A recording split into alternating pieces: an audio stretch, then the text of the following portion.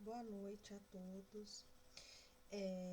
Hoje nós iremos dar prosseguimento aos nossos conteúdos referentes à primeira avaliação de aprendizagem, que são os conteúdos referentes ao primeiro bimestre, tá? Então, a composição dessas aulas, elas serão a seguinte, de acordo com o plano de curso. Então, nesse primeiro momento agora, eu vou tratar com vocês sobre a memória. Depois, a próxima aula será sobre a correlação de memórias e sentimentos, aproveitando todos os posicionamentos e apontamentos que vocês trouxeram no seminário. E, por último, nós falaremos sobre o processo de doença e de adoecer. Então, resgatando todos esses conceitos da memória e sentimentos e fazendo a interrelação entre eles. Vocês já entraram em contato com os textos, mas eu vou postar na nossa sala de aula virtual, também para poder facilitar. Então, hoje, nós vamos falar especificamente da memória. Então, para poder falar da memória, nós temos que falar do sistema nervoso, cuja a função é regular a homeostase e também controlar o comportamento. Como que ele faz esse controle de comportamento? Então, com a colaboração dos sistemas endócrino e imunológico, ele recebe informações, sobre os meios internos, sensações e externos relacionados aos órgãos do sentido. Então, ele processa essas informações e, quando é oportuno, ele dá uma resposta adequada que será executada pelos órgãos efetores. Entretanto, vamos fazer uma ressalva que essas respostas adequadas, o que seriam respostas adequadas? Aquelas que entram dentro de um padrão, dentro de um padrão para a idade, para o sexo, dependendo qual situação esteja sendo abordada.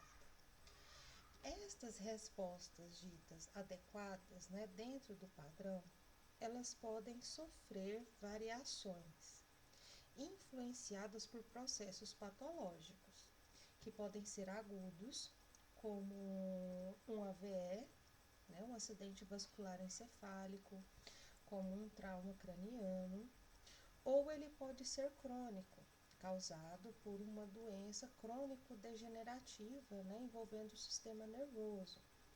Aí nós podemos pensar no caso dos idosos, trazendo a demência senil. Nós podemos citar também a doença de Alzheimer, que é muito comum, que podem afetar essa resposta adequada.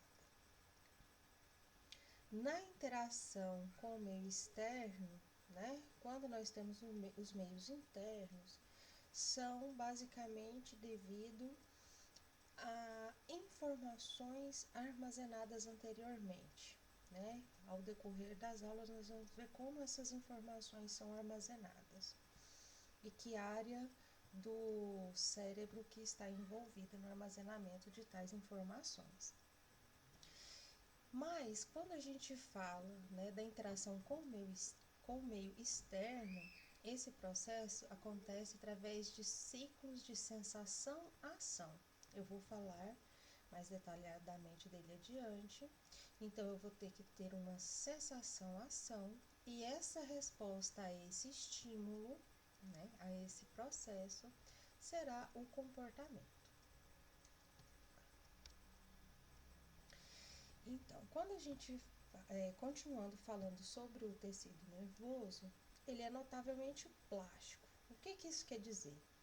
Ele pode alterar a sua estrutura em diversos níveis, tanto em dimensão, ou seja, de um receptor de membrana até agrupamentos de células, ou de abrangência, de abrangência, em apenas um loco ou em várias áreas. Então, ele pode alterar essa estrutura dessa forma tão dimensional e abrangente. Sendo assim, essas alterações vão resultar em interações com o meio, né? Então, o nosso sistema nervoso, ele pode ser modificado pelo ambiente.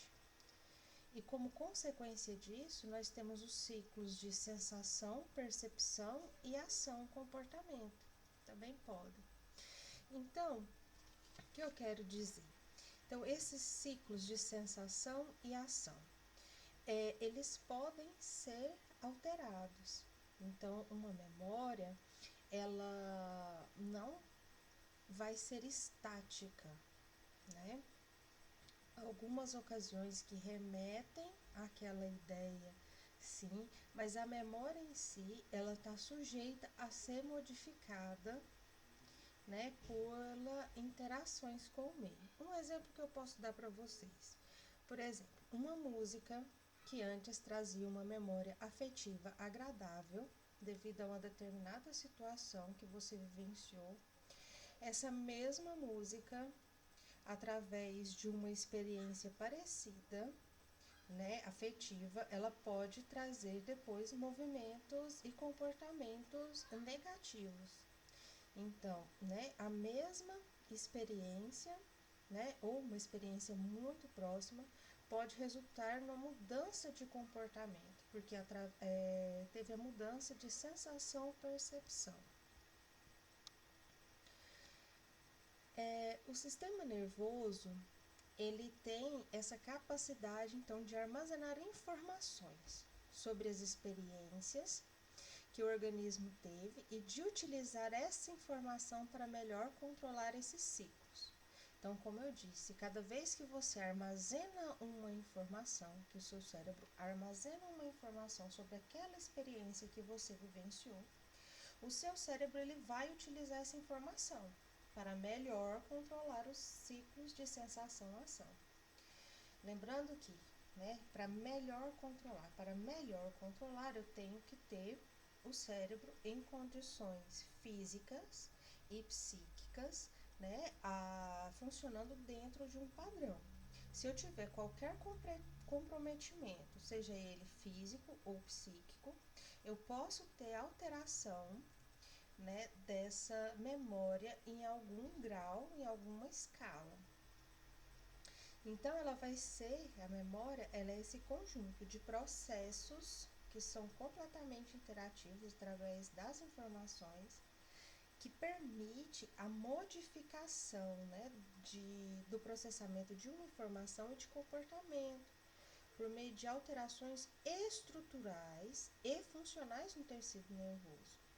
Né? Então, não vai ser uma coisa abstrata, né? Ela vai ter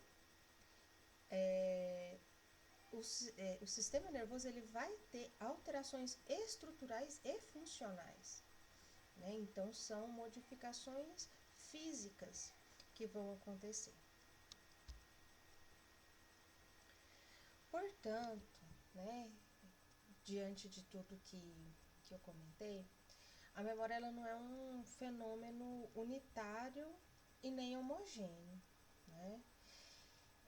Ela vai representar a interação de vários processos e mecanismos independentes, que em comum vai permitir o armazenamento e recuperação de informações. Então, como que a memória se dá, basicamente? Então, eu tenho a aquisição daquela informação através dos órgãos dos sentidos. Eu tenho a consolidação, que é o armazenamento destas ideias. E, no final, eu posso ter a evocação dessa memória, de todas essas informações que foram armazenadas. Então, é todo um processo. Eu preciso adquirir, consolidar e evocacionar. É importante a gente conhecer o que a gente chama de multiplicidade da memória, porque a gente